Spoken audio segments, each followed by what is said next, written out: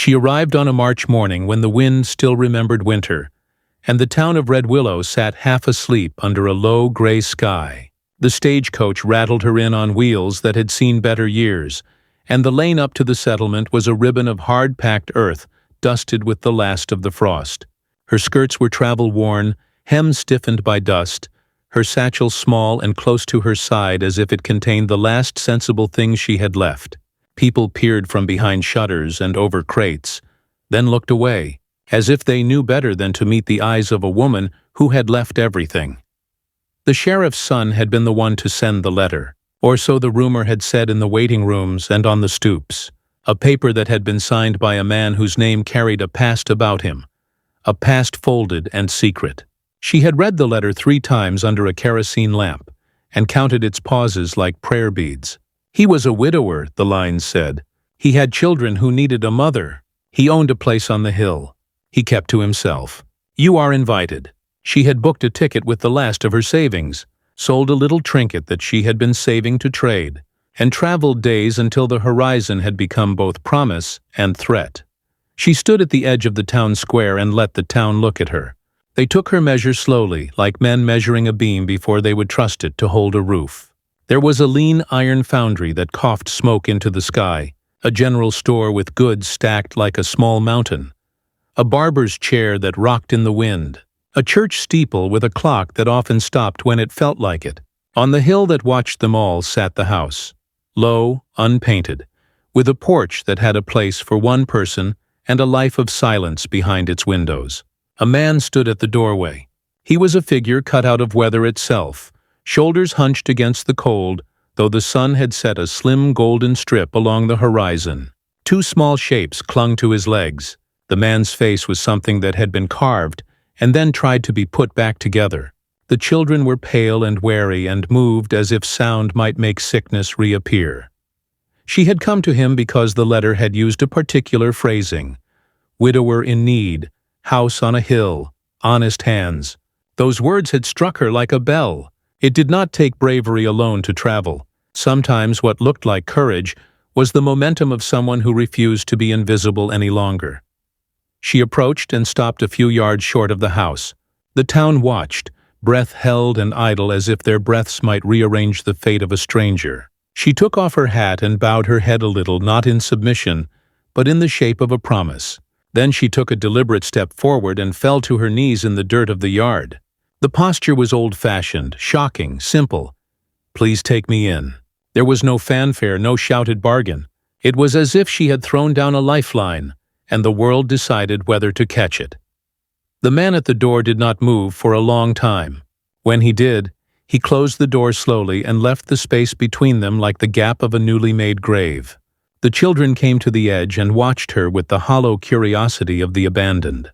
When she rose, when she smoothed her skirts and spoke soft words to the little girl, words that made the child's fingers unfreeze and reach, she felt the first small tide of hope. She took a step further up the porch and entered a house that smelled of cold stove and old grief. Inside, the house was what happens when people stop talking to each other but keep living. Dust on the mantel, a rocking chair with a place where a shawl might have once been folded, a baby's shoe curled up under a table, the hint of a lullaby that had been sung into a hush. She did not marvel. She set down her small satchel, opened it, and began to put things away like someone setting out a map. She found the kitchen and lit a match. The flame caught on kindling and made a small miracle of heat. The man turned at last, and his face was a study in stoppage. Its muscles long unused, its laughter like a river that had frozen over. The first nights were quiet, not the sweet hush of small contentments, but the careful economy of 2 people learning to breathe in the same room. She slept in a loft where the breeze came cramped but honest. She kept the stove going. She learned the taste of their bread and made it better. She spoke to the children at the table without calling them by names they had forgotten how to use. She read from a tattered primer and traced letters with the tip of a spoon. The work of making a home looked small from the outside, but when you were doing it, it felt like the construction of a cathedral. They spoke very little about what had happened in the house before she came. The man kept his hands quiet. There were photographs in a leather album whose pages the children never opened. A winter-slimmed face smiling no longer. An infant's fingers curled like a sleeping bird. She did not pry. She had come with a certain acceptance of mystery. In truth, she had carried whole warehouses of secrets when she traveled, and did not find asking to be the best of tools. There was a town opinion, though, and towns have the economy of rumor. The merchant who sold sugar said a verdict in the look he gave her. The blacksmith watched from his doorway and nodded once as if to say, "I see you, I stand." The preacher's wife folded her hands and sent small oranges once a week with a note that said, simply, "Be kind to him." Acts stack into reputations faster than words. Storms began to gather, first in the skies and then in the small domestic days. A fever took the boy in the loft, and the house distended with worry. The woman bundled herself into a coat and went out into a white-tempered world to fetch what would save him. She crossed fields where the wind could take a human voice and fling it into the hedgerows. She slipped and rose and kept moving until she had medicine in her pocket, and then she fell near enough to the door the man thought he might lose her to the road. He swept her up and carried her in like a man who had forgotten what it was to be necessary. When the fever broke, and the child opened his eyes and looked for a mother and saw her, he reached for her without the caution that had been his armor. She felt the word settle somewhere in the house. Mother. He had been avoiding the town for reasons that were stitched into bone. They had said that he had not done what a husband should when his wife took ill.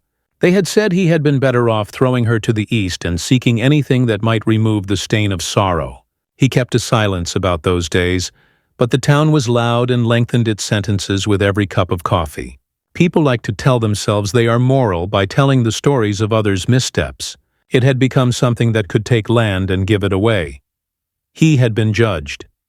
By the end of the first season of their living together, small acts began to rearrange the architecture of their relationship. He started to wake earlier and leave later. He took to fixing the fence and repairing shutters with a neatness that surprised him. He learned the names of the flowers she planted in the small patch of earth beyond the porch.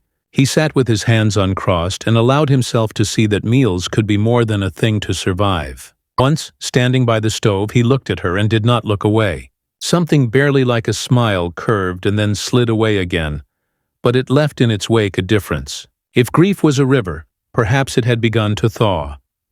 Yet old ghosts are persistent. The town's eyes remained a pressure on the back of the house like wind on a tent. There came a day when the county recorder wrote a claim on land, a bureaucratic scrawl that said a parcel was abandoned and could be parceled for public good. The man went to the hearing and came back with a face like a man who had been expecting either a death sentence or absolution, and had found courtrooms were neither. He had to stand for the land. People in the room muttered about him like the town had tired of his existence, but where rumor had once crowded him into a private dark, he now took to standing in public with a woman at his side who had burned 1,000 cold miles to be there. The sight of them together shifted the ledger. The old blacksmith and a handful of men rose and spoke in his favor. The force of small alliances had a currency that rumor could not spend. The deepest test came with wolves. They passed through the valley as if nature had decided that the edge of human settlement was a field for wild claims. One night, when the moon was thin and the snow made the door impossible to hear come open, a chorus of howls rose. The poultry rattled and the children woke. The woman and the man and the small boy and girl moved like a single machine, 2 adults taking up roles half-lifted from memory. They stood in the yard with weapons whose weight was familiar to their hands. They fired on 3, and the wolves slithered into the trees and away. Afterwards, when their breath made clouds in the light, the man told the woman, without calling it praise, that she had courage. She said that courage was not the absence of fear, but the persistence of moving on anyway. There were nights afterward when the woman would stand by the window and watch the hill. She would trace the place where the small dog had been buried, and think of the absent face whose memory still lingered in the corner shawl. The man would stand behind her and touch her shoulder with fingers still raw from work. One late night, the little girl would wake and slip down to the kitchen and curl in the woman's lap and murmur the single syllable, "Mama." The weight of that word hung between them like an offering and a vow, and the man who had been measured with every breath watched and let himself feel something stir in him that was not guilt. It was acceptance. Their days did not become easy. Land has seasons of prosperity and punishment.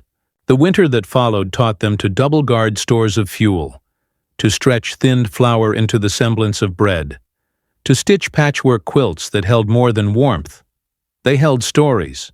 There were nights when the man rose and looked across the table at the woman and the children's slow breathing and felt both salvation and a kind of fear. He feared that to love again would be to break something else.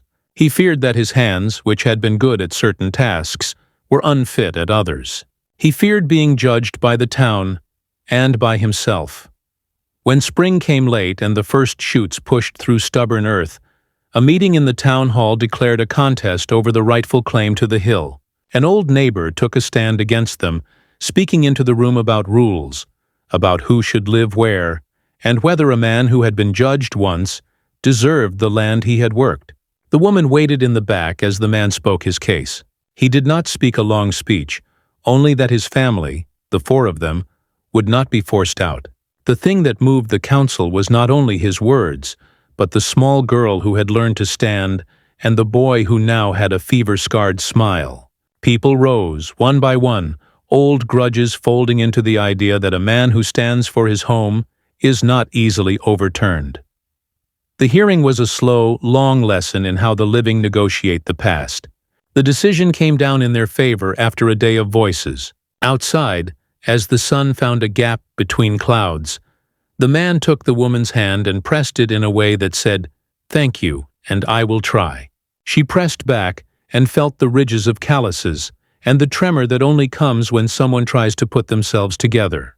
That night, by the warm stove whose flame she had lit the day she arrived, the woman sat with the children and sewed a tiny pair of pants, and the man carved the wooden horse he had begun earlier, shaping it with a steadiness that made the little girl's eyes shine. They ate 4 plates of stew, and the house hummed the small contentment of people who have chosen to stay. This is how beginnings often present themselves, not with fireworks, but with the small, insistent choices that add up. The lady who had knelt in the dirt at the town's edge had come with a folder of reasons and a map of scars. She had intended nothing more than shelter, and yet in the slow architecture of daily kindness, they built something like belonging. It was not the end of sorrow, nor even the curing of old wounds. It was, to them, the first unambiguous day of belonging. Summer came late and heavy, the kind that held the scent of hay and the taste of sun-baked metal in the air. The hill turned from a cold gray to a ribbon of gold grasses, and the children grew in ways that made their faces look less like the shapes of frightened things and more like the solid angles of future people. The woman learned to mend not only clothes but the fragile attitudes of neighbors. She walked to the store and carried back sacks and, where she could, put a word in for her husband, though that was a small thing that made the merchant stiffen and then betray his softness with a nod. Small alliances are often the ones that hold the world up. There came a day when a stranger rode into town, a lawyer with a voice like a river of polished stones, who claimed that a long-neglected clause had surfaced in paper records, a claim that might take the man's land if certain conditions were proven unmet. The court convened and papers were laid out like flags. The town felt its old tendencies stirring, ready to turn gentle if someone with the right words appeared. The woman sat in the audience and watched her husband as he rose, shoulders squared, and did not let the woman's presence be a shadow. He moved with a certain clearness that surprised even him, and he spoke to the council not as a man who would be bullied, but as someone who had been shaped by sorrow into an instrument of quiet resolve. When the verdict was read and found them rightful, there was a small communion of relief in the square. The blacksmith brought over 2 loaves as if to say, "We are still here." But victories in towns have a way of changing only the legal record. Hearts may take longer to be convinced. The older women who had murmured in market corners began now to give the little girl a slice of pie without the edge of pity. People sometimes adjust their gazes. Sometimes they simply learn to look away. Through those months, the couple's days anchored into a rhythm. He rose and she warmed the stove. They worked the land like partners who were still learning their steps. And sometimes their hands met in the same patch of earth, and for a moment they were not 2 people measured and placed, but a single motion. The woman taught the boy to read beyond the simple letters. He held a book like someone clutching a new country. The girl learned to braid hair and hum and, in a voice like a bell that had not yet found its volume, to call the woman by the name that made her chest fuller, Mama. Yet there are always parts of old pain that refuse to lie down. One evening a man arrived, who had known the woman before she had left her other life, a traveler who had once loved her, and who still remembered the poems she had kept written on loose paper, lines that spoke of departure and of wanting to be more. He looked at her with an unrepentant nostalgia and said quietly that she could have had a different life if she had chosen it. Such encounters are like quicksilver. They test the seams of what has been made. She listened to him and felt her old choices like a chain of small decisions that had made her both empty and full. She had not answered him with words so much as with action. She returned to the house and the stove, and the children's slow growing. She had come to learn that the fiercest part of love was not its glamour but its staying power. When the stranger left, the man on the porch had come to stand at her side, not to take possession, but to be present. The woman realized then that the life she had chosen had its dignity, even if it had been stitched out of necessity. The year bent toward harvest, and then to a late frost. The land that had been scorned as marginal gave up a modest yield. They shared the produce and traded at the market for a few needed tools. A small celebration in the town square, hardly more than people bringing a pie and a violin, found them there with the children in clean clothes, and the man's face less shadowed than it had been. A woman who saw them from across the crowd said later that she had not recognized the man at first. He had learned to laugh in a way that was not self-mocking. Stories go around taverns like passing weather. Some will call it a miracle, and others will call it stubbornness. But the house on the hill had become a testimony of what people could do if they would only show up. And yet the deeper the soil of daily living, the more stubborn the tests. A field fire broke out one afternoon, a spark taking from a careless lantern and running into dry grass. The town rallied like a body of linked arms. Buckets were passed from hands to hands, and the fire was fought back from the edge of thatched roofs. The man and the woman ran to the front of the lines, and in the scramble the man hurt his hand, splitting a knuckle on a beam. He refused to let the doctor stitch in town until the woman insisted. He bled and grimaced, but would not complain. The wound left a thin white line across his hand, a scar that in the months to follow she would trace with a fingertip in the quiet evenings and think of it as proof that his life now bore marks made in defense of others. The next heavy test came when the boy grew and began to wonder about the life that had been taken from him and the mother-in-law that had become a story. He asked questions that were not the easy sort, questions that pulled at the threads of old guilt. The man could not look at him in the beginning. Sometimes the son's eyes would flare with the suspicion that where his mother had been lost, blame could be arranged. The woman held the conversations at the table like loose planks, steadying what threatened to tip. She used stories about the land and the birds to create a language that was not accusation and not apology, but something that allowed the boy to arrive at the truth that life was messy, and that people were sometimes both flawed and brave. Winter returned in a way that made the valley feel as if it were on the edge of the world. A white sheet settled over the fields, and the road in and out was a suggestion more than a path. That winter, an illness moved through the town like a hungry wind. It took an old neighbor, then it took a few livestock, then it moved close to the house on the hill. The woman guarded the children like a captain at the mast, administering tonics, keeping the stove warm, singing in voices that were low and steady. The man watched and learned, setting aside the old hurt that had made him believe he had nothing to give, and allowing himself to be needed. It is a curious fact that, for some men, being needed is the hand that unfreezes them. He sat up through long nights and fed the boy and warmed his forehead, and when the fever at last broke, it was as if something in him had been returned. It was during one of those long nights that the man found an old box in the attic, a wooden chest that had been shut tight with the dust of forgetting. Inside were letters tied with a ribbon thin as hope, a small locket with a lock of hair curled within, and a handkerchief stitched with a name. The town's stories had been graffitied onto his life, and had hardened into a shape he had supposed was permanent. But the letters spoke of a woman who had loved fiercely and of a husband who had loved back in ways the town had not witnessed. The man sat with the letters and allowed the voice he had kept silent to speak in his head, not in words to others, but in the perception that the woman he had once known had been a person of extraordinary softness and strength, a person not defined by the accident of what had befallen her. The finding of the letters did not lessen his sorrow, but it steadied it. It made room for memory that was not all accusation, but a fuller picture of the life he had been part of. That fullness would make different choices possible. Grief, recalibrated, could be a guide rather than a chain. The thaw came with the late spring, and with it, news that someone had claimed a lien against the property for unpaid taxes that had been brought up by a remote agency. The man and the woman returned to the courthouse to face papers and the dull ticks of officialdom. This time, instead of stepping into the fray alone, the man took a hand and the woman took a pen, and they filled out their records and offered proof of labor and care. The town watched the process, and many came to testify on their behalf, not because law required it, but because small people saw the truth of a household that had worked for its place. The judge's decision was not thunderous, but it was decisive. The papers were settled, and the land remained theirs.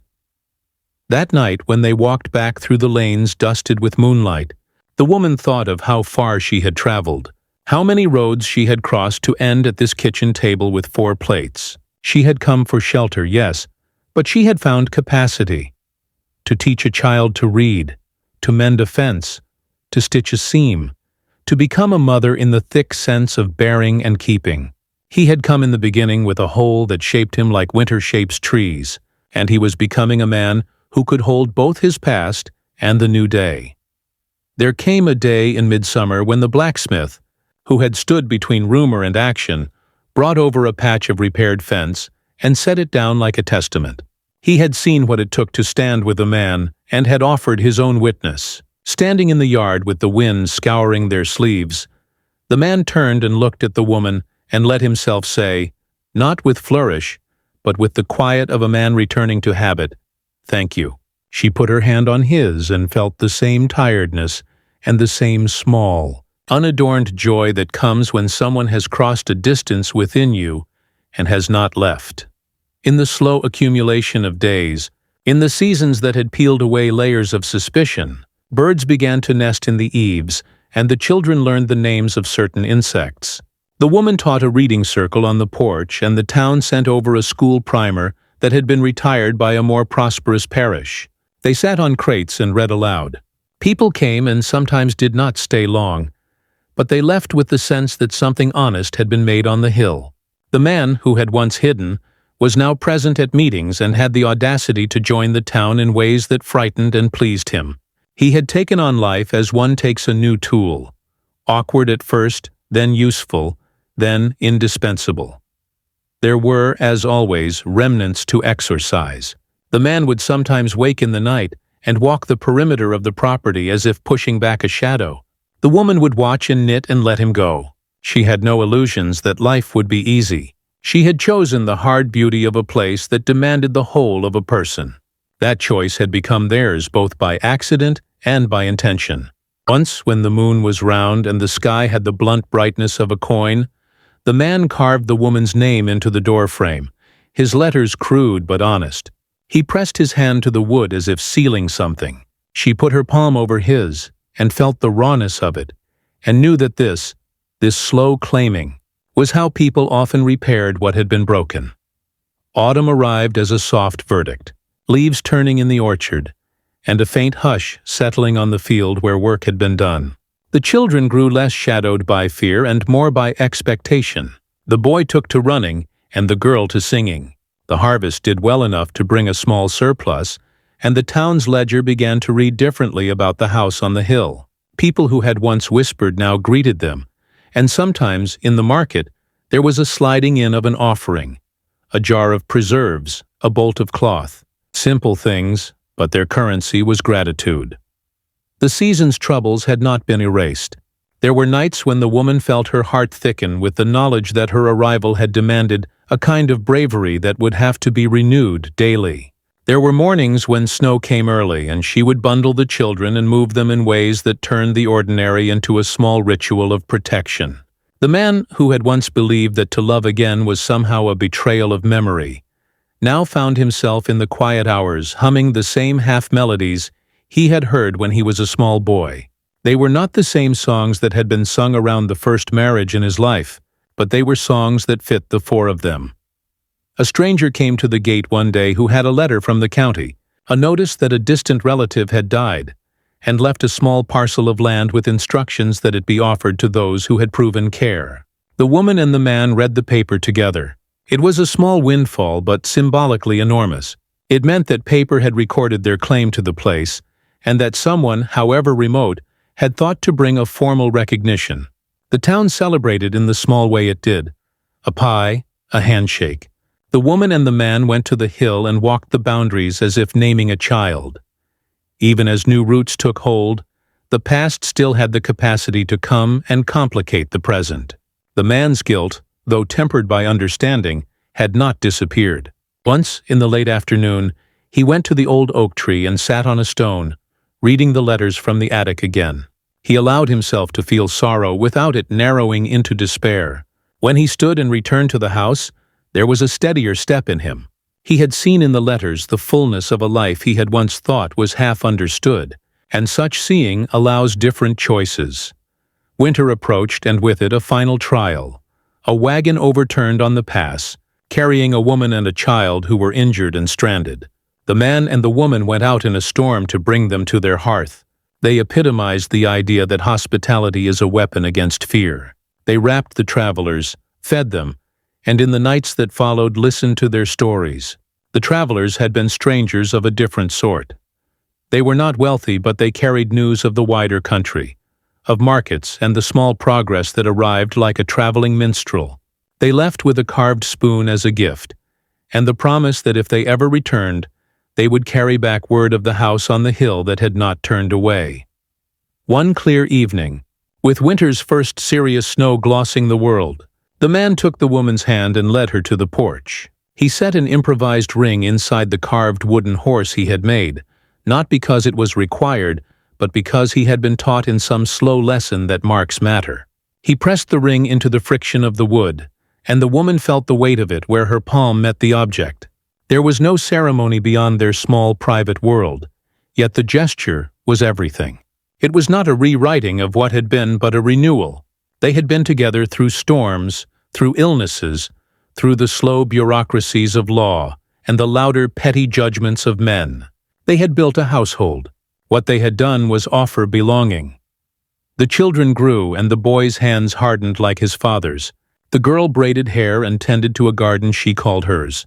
The house on the hill learned to hum with laughter that was not edged with fear. In the evenings, the family would eat together, and sometimes the man would tell a small story about a time when the world had been a less forgiving place. He would not embellish or hide. He would speak of the sorrow and the shame, and then the ways of repair. The woman would listen and add a small practical detail: how to mend a shoe, how to make stew hold a table longer, how to teach a child to read despite the cold. The children learned from both of them. Years passed in a way that is hard to notice day by day. The orchard grew taller, and the fence more seasoned. The town on the plain learned a gentle humility. There are stories worth believing. People sometimes asked the man what the cost had been to be this present, and he would say, in the spare way men do when they are beyond theatricality, that the cost had been the courage to get up and be seen.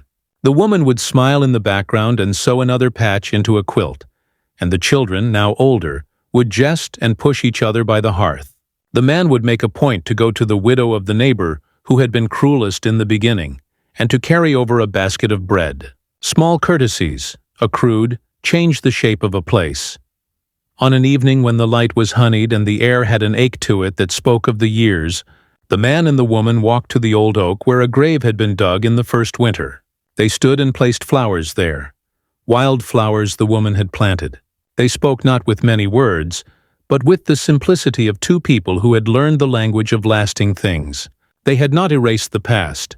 They had threaded the past into a braid that included the present. They knelt together, and the woman laid a hand on the earth and felt the coolness and the life underneath. Life does not end with a single resolution. It accumulates in the small, ordinary things. The man carved a new name on the doorframe. The woman sewed a bright patch onto a coat.